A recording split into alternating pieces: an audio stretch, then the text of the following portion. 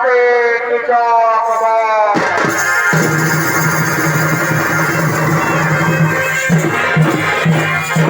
করি। আপনারা সকলেই জানেন মহাভারতের পাতায় কৌরব পক্ষের সঙ্গে পাণ্ডব পক্ষের পাঠা খেলার প্রতিযোগিতা হয়। শকুনির চালে পরাজিত পাণ্ডব পক্ষকে দুর্যোধন 12 বছরের জন্য বনবাস এবং 1 বছরের জন্য অজ্ঞাতবাসে যাওয়ার নির্দেশ দেয়। 12 বছর বনবাসে অতিবাহিত করার পর পাণ্ডবগণ 1 বছর অজ্ঞাতবাসে কাটিয়েছিল বিরাট রাজার রাজসভায় নিজ নিজ নাম পরিবর্তন করে। যেমন যুধিষ্ঠির কঙ্কভট নাম ধারণ করেছিল, বল্লভ নাম ধারণ করেছিল ভীমসেন, বৃহন্নলা নাম ধারণ করেছিল অর্জুন এবং দ্রৌপদী ও তন্তুপাল নাম ধারণ করেছিল নকুল ও সহদেব। দ্রৌপদী বিরাট রাজার রানীর কেশ পরিচর্যায় নিযুক্ত ছিল শৈলন্ধ্রী নাম ধারণ করে। সেই 1 বছরের কাহিনী আপনাদের আলো উদ্ভাসিত মহান মঞ্চে আমরা কবিত্বের মাধ্যমে তুলে ধরছি।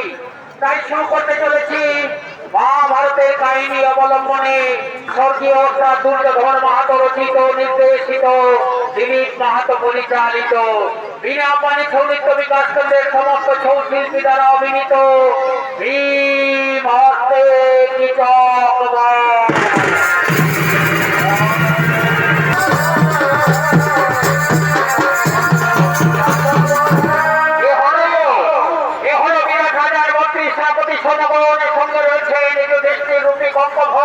তারা নিজ রাজসভার দিকে করেছেন আগমন।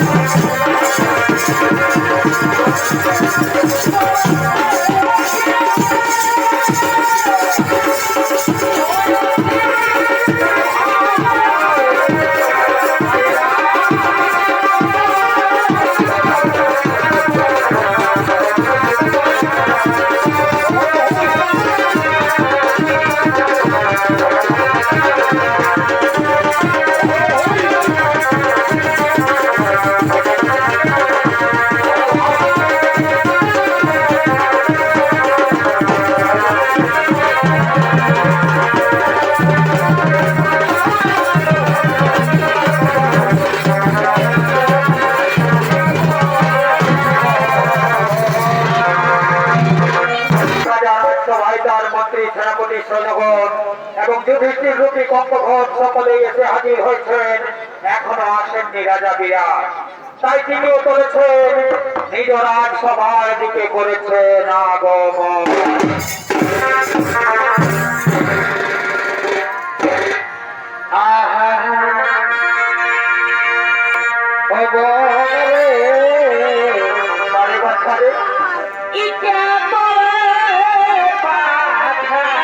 রে